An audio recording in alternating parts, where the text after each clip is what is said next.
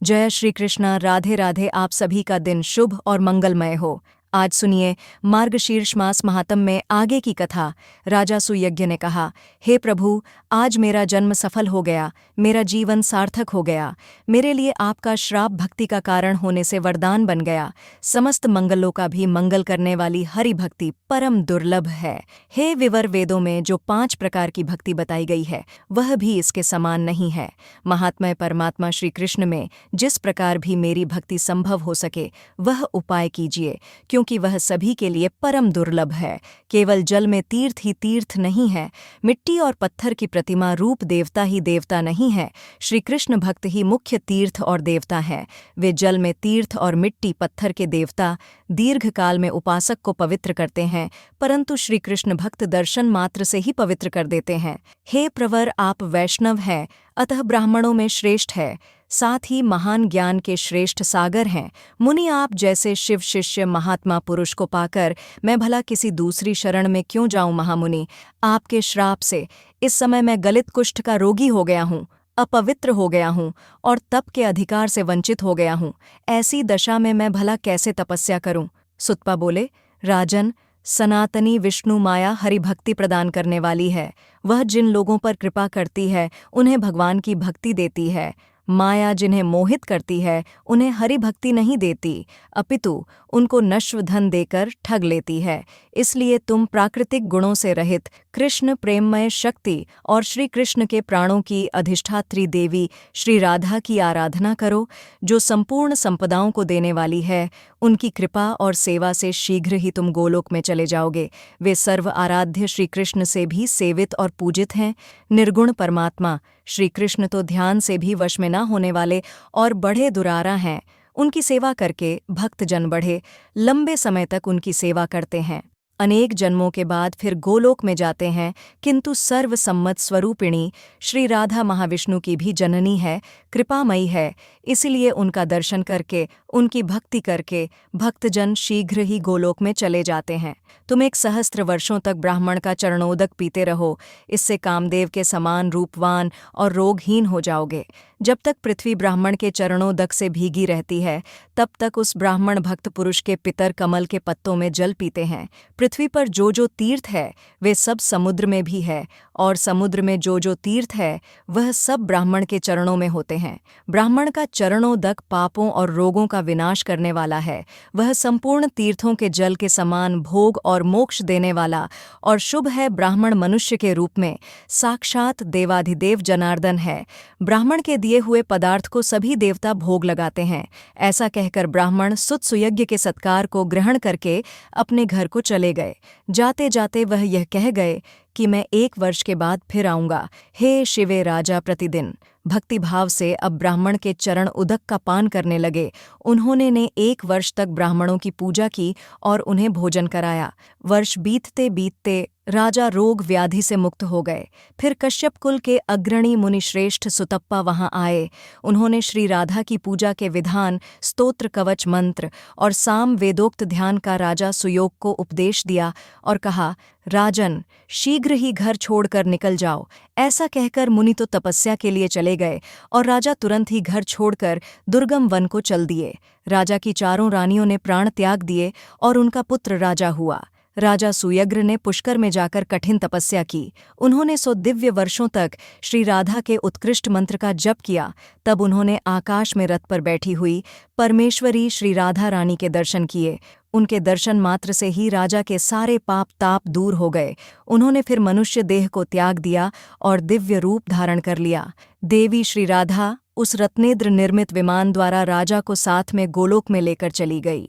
राजा ने विरजा नदी और मनोहर सत श्रृंग पर्वत से घिरे हुए श्री वृंदावन से युक्त और रास मंडल से मंडित गोलोक का फिर दर्शन किया। अब उस धाम के बारे में भी सुनिए। वह धाम गौओं, गोपियों और गोप समूहों से सेवित रत्नेद्र सार से निर्मित और अत्यंत मनोहर भवनों द्वारा सुशोभित हो रहा था।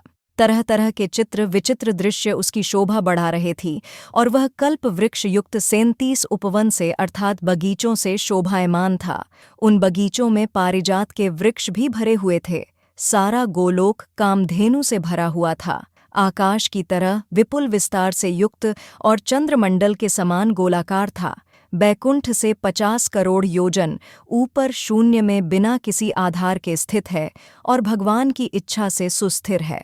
आत्म प्रकाश के समान नित्य है और हम लोगों के लिए भी परम दुर्लभ है। मैं नारायण, अनंत ब्रह्मा, विष्णु, महाविराट, धर्म, शुद्र, विराट, गंगा, लक्ष्मी, सरस्वती, तुम अर्थात पार्वती जी, विष्णु, माया, सावित्री, तुलसी, गणेश, सनत कुमार, अग्नि और कृष्ण मंत्रों के उपासक और भारतीय वैष्णव, इन सब ने ही गोलोक को देखा है, बल्कि दूसरों ने इसे कभी नहीं देखा।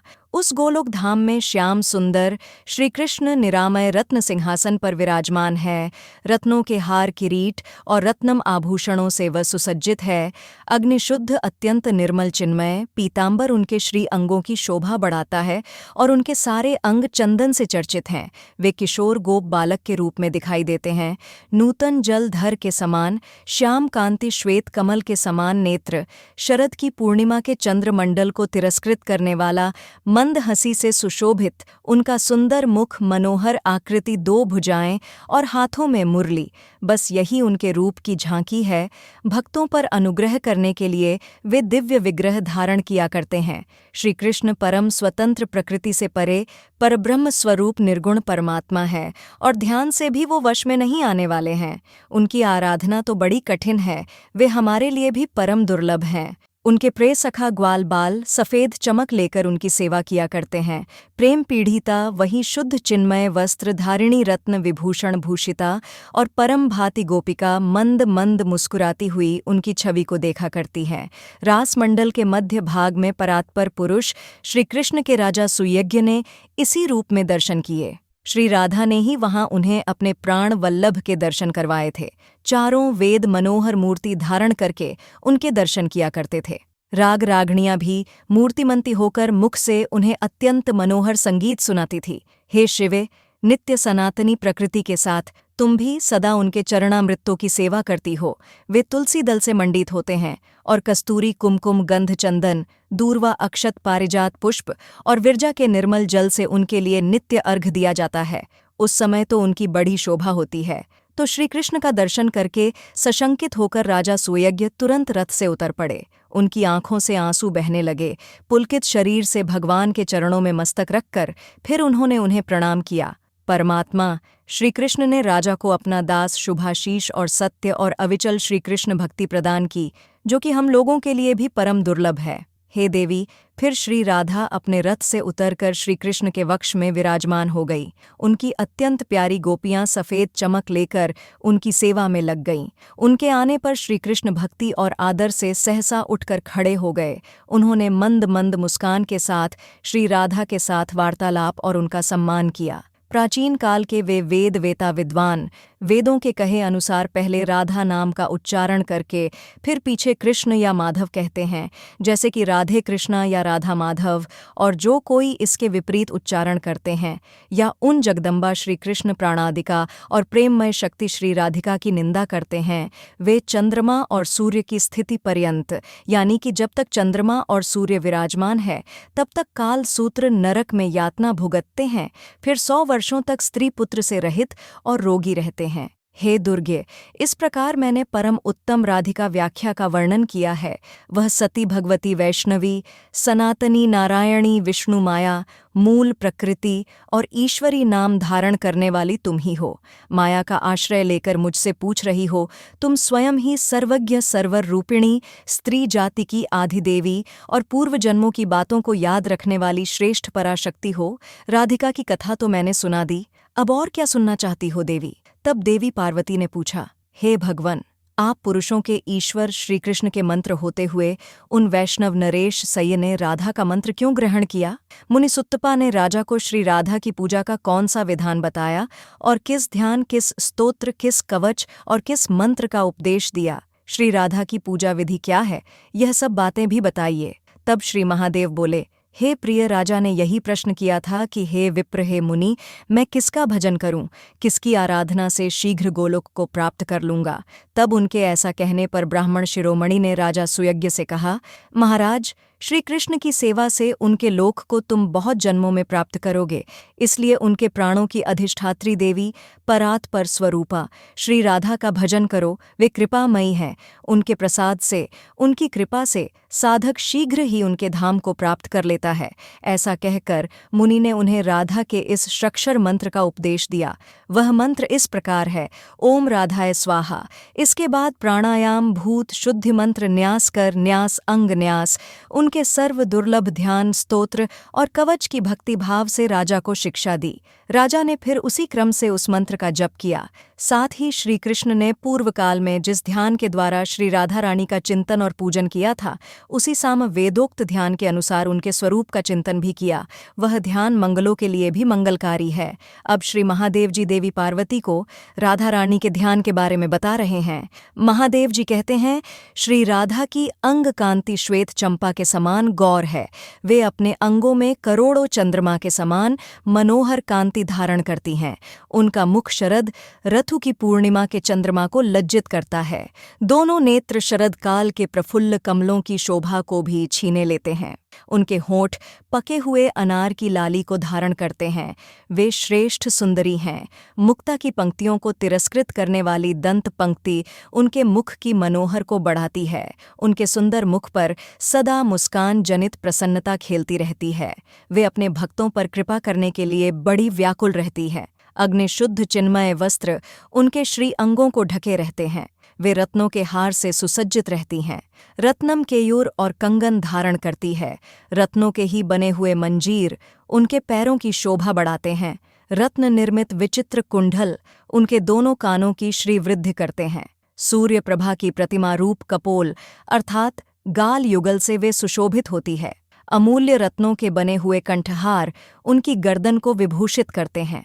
उत्तम रत्नों के सार तत्व से निर्मित किरीट मुकुट उनकी उज्ज्वल को जागृत किए रहते हैं। रत्नों की अंगूठी और चयन या पासा आदि उनकी शोभा बढ़ाते हैं। वे मालती के पुष्पों और हारों से अलंकृत केशपाश धारण करती हैं। वे रूप की अधिष्ठात्री देवी हैं और गजराज की तरह मंद गति से चला करती हैं, जो उन्हें अत्यंत प्यारी है। ऐसी गोप किशोरियां श्वेत चमर लेकर उनकी सेवा किया करती हैं। कस्तूरी की बेदी, चंदन के बेंदु और सिंदूर की टीकी से उनके मनोहर श्रीमंत का निम्न भाग अर्थात उनका मस्तक अत्यंत उद्दीप्त दिखाई देता है। रास में रासे शवर के सहित विराजित राजेश्वरी राधा जी का मैं भजन करता हूँ। इस प्रकार ध्यान कर मस्तक पर पुष्प अर्पित करके पुनः जगदम्बा श्री राधा का चिंतन करें और उन्हें फूल चढ़ाए। फिर से ध्यान के बाद 16 उपचार अर्पित करें, जिन्हें हम षड्शोपचार विधि भी कहते हैं, जिसमें आपको किन किन बातों का ध्यान रखना है। ध्यानपूर्वक सुनिए। आसन, वसन, पद्य, अर्घ, गंध, अनुलेपन, धूप, दीप, सुंदर पुष्प स्नान अर्थात उन्हें स्नान कराना, रत्नभूषण, विविध नैवेद्य, सुवासित तांबूल अर्थात पान, जल, मधुपर्क, रत्नम, शय्या। ये 16 उपचार राधा रानी के बताए गए हैं। राजा ने इनमें से प्रत्येक को वेद मंत्र के उच्चारण पूर्वक भक्तिभाव से राधा रानी को अर्पित किया। हे शिवे, इन उपचारों के समर्पण के लिए जो सर्वसम्मत मंत्र है, अब उन्हें भी सुनो। श्री राधा रानी को आसन अर्पित करते समय इस मंत्र का जाप करना चाहिए।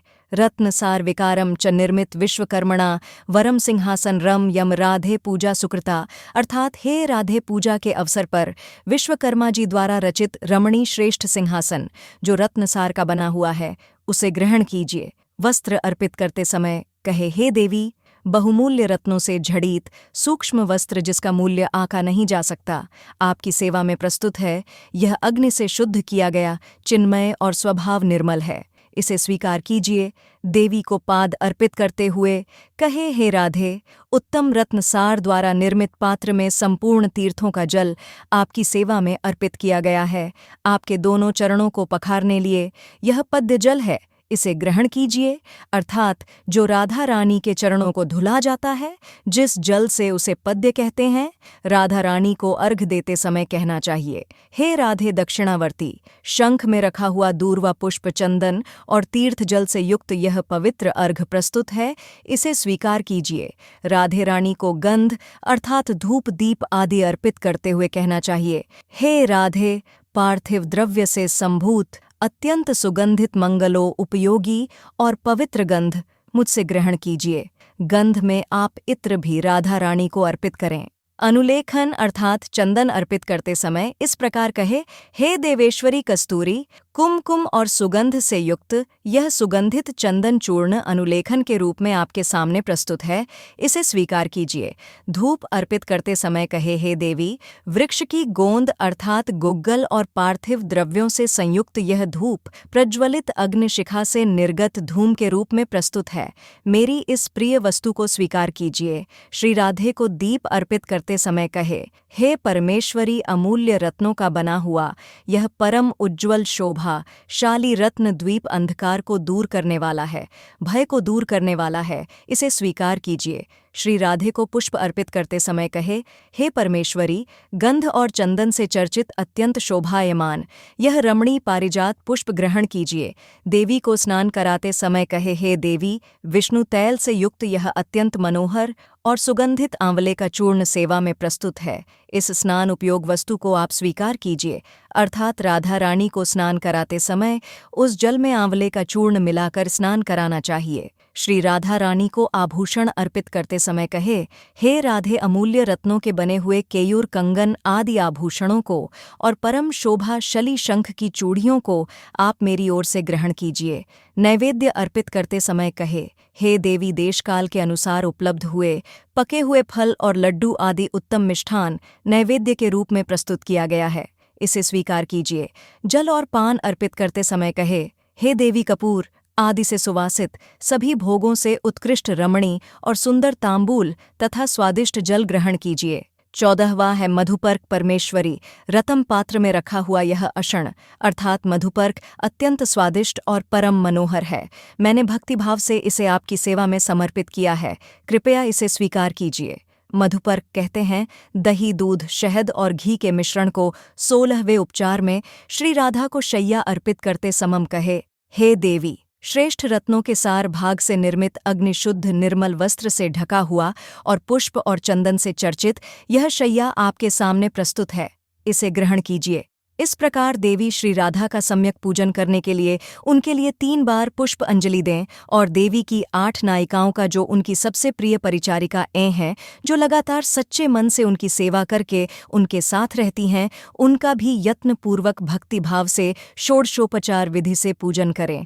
प्रिय, उनके पूजन का क्रम पूर्व आदि से आरंभ करके दक्षिणावर्त बताया गया है।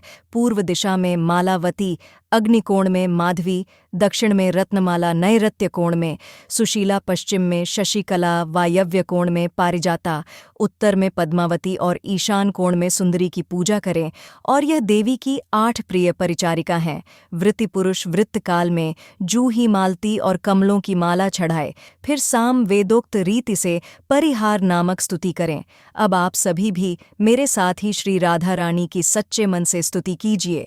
मेरे साथ धोरइये हे राधे रानी, आप देवी हो, जगत जननी सनातनी विष्णु माया हो, श्री कृष्ण के प्राणों की अधिष्ठात्री देवी और उन्हें प्राणों से भी अधिक प्यारी हो, शुभ स्वरूपा हो, कृष्ण प्रेममय शक्ति और श्री कृष्ण सौभाग्य रूपिणी हो, श्री कृष्ण की भक्ति प्रदान करने वाली मंगल दयनी राधे, आपको नमस्कार है। आज मेरा जन्म सफल है, आज मेरा जीवन सार्थक हुआ, क्योंकि श्री कृष्ण ने जिसकी पूजा की है वही देवी आज मेरे द्वारा पूजित हुई हैं। श्री कृष्ण के वक्षस्थल में जो सर्व सौभाग्यशालिनी राधा है, वही रास मंडल में रासेश्वरी, वृंदावन में वृंदा, गोलोक में कृष्ण प्रिया, तुलसी कानन में तुलसी कृष्ण संघ में चंपावती, चंपक कानन में क्रीड़ा, चंद्रवन में चंद्रावली, शत श्रृंग पर्वत पर सती विरजा, तटवर्ती कानन में विरजा, पदहत्री पद्मवन में पद्मावती, संपूर्ण स्वर्ग में देव दुख विनाशिनी स्वर्ग लक्ष्मी और शंकर जी के वक्ष स्थल पर सनातनी विष्णु माया दुर्गा है। और जो कामक वन में काम्या, बैकुंठ में महालक्ष्मी, नारायण के हृदय में वाणी, क्षीर सागर में सिंधु कन्या और मृतलोक में हरिप्रिया लक्ष्मी है, वही अपनी कला द्वारा वेद माता सावित्री होकर ब्रह्म वक्ष में विलास करती हैं। हे देवी राधे, आप ही अपनी कला से धर्म की पत्नी और मुनि नर नारायण की जननी हो। आप ही अपनी कला द्वारा तुलसी और भुवन पावनी गंगा हो। गोपियां तो आपके रोमकूप से प्रकट हुई हैं। रोहिणी और रति आपकी कला की अंश स्वरूपा है। शतर रूपा, सच्ची और दति आपकी कला की कलाश रूपिणी है। देवमाता हरिप्रिया अदिति आपकी कलाश रूपा है। हे शुभे देवांगना और मनुपत्नियां आपकी कला से प्रकट हुई हैं। हे कृष्ण पूजिते, आप मुझे श्री कृष्ण की भक्ति और श्री कृष्ण का दास से प्रदान कीजिए। इस प्रकार परिहार और स्तुति करके श्री राधा का कवच का पाठ करें। यह प्राचीन शुभ स्तोत्र श्री हरि की भक्ति और दास प्रदान करने वाला है। इस प्रकार जो प्रतिदिन श्री राधा की पूजा करता है वह भारतवर्ष में साक्षात श्री हरि के समान हो जाता है, जीवन मुक्त और पवित्र है, उसे निश्चय ही गोलोक धाम की प्राप्ति होती है। हे शिवे, जो प्रतिवर्ष कार्तिक की पूर्णिमा को इसी क्रम से श्री राधा की पूजा करता है वह राजसूयज्ञ के फल का भागी हो जाता है, इस लोक में उत्तम ऐश्वर्य से संपन्न और पुण्यवान हो जाता है और अंत में सभी पापों से मुक्त होकर श्री कृष्ण के धाम में जाता है। हे पार्वती, आदिकाल में पहले श्री कृष्ण ने इसी क्रम से वृंदावन के रास मंडल में श्री राधा की स्तुति और पूजा की थी। दूसरी बार आपके वर से वेद माता सावित्री को पाकर सृष्टिकर्ता ब्रह्मा जी ने इसी क्रम से श्री राधा का पूजन किया था। नारायण ने भी श्री राधा की आराधना करके महालक्ष्मी, सरस्वती, गंगा और भुवन पावनी पराशक्ति तुलसी जी को प्राप्त किया था। क्षीरसागर शयी श्री विष्णु ने राधा जी की आराधना करके ही सिंधु सुता को प्राप्त किया था। पहले दक्ष कन्या के सती हो जाने पर मैंने भी श्री कृष्ण की आज्ञा से पुष्कर में श्री राधा की पूजा करके उसके प्रभाव से तुम्हें प्राप्त किया। पतिव्रता श्री राधा की पूजा करके उनके दिए हुए वर से कामदेव ने रति को, धर्मदेव ने सती साध्वी मूर्ति को और देवताओं और मुनियों ने धर्म, अर्थ, काम और मोक्ष को प्राप्त किया था। देवी, इस प्रकार मैंने श्री राधा की पूजा का विधान बताया है। उम्मीद करते हैं हर बार की तरह आज का अध्याय भी आपको जरूर पसंद आया होगा।